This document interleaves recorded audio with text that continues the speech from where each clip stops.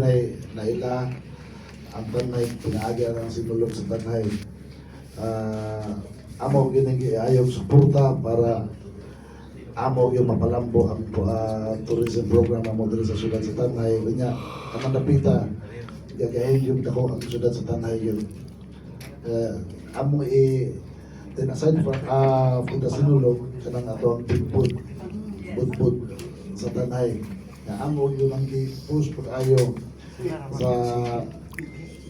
kinatibuk Andre sa itong probinsya na dili na sa probinsya dili apil na ang tibok nasod na to na with the ordinance from the 9th Sanggunian katugan yung tumutok one town one product niya amo yun ang i-quadre i-implement na mo soon ang one town one product kay plano yung butang pasalubong sinta dali sa ito ang upo sa new government center nga ma-promote na mo ang budbud sa Tanay yun.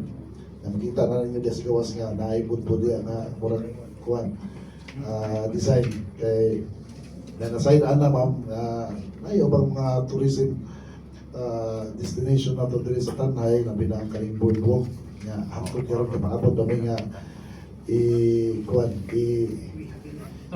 i-turn over ni kuhan ni Governor Chaco ang maong boardwalk in favor sa doang LGU Tanay. So it will be LGU Tanay who will manage the boardwalk? According sa ordinance sa Sangguniang Panlalawigan, yes ma'am. Ang LGU Tanay may 100 pero mangayo og share ang provincial government po. Asa diyan na mangayo po og share ang barangay nga asa na imutang ang boardwalk.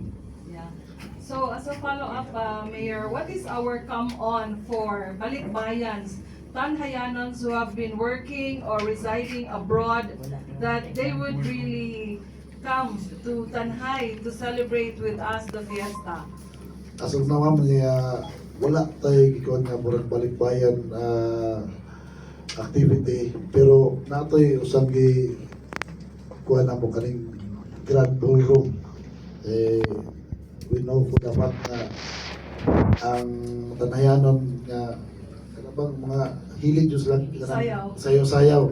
So gigahinan na mo ko sa kagabi ato ni siya mo full sa kuan July 10 Grand Ballroom Night before kuan na siya ma'am yung balikbayan night ang mga taga dito ikas gawas ilang ganahan, sayaw-sayaw yun. Labi na itong mga may edad na.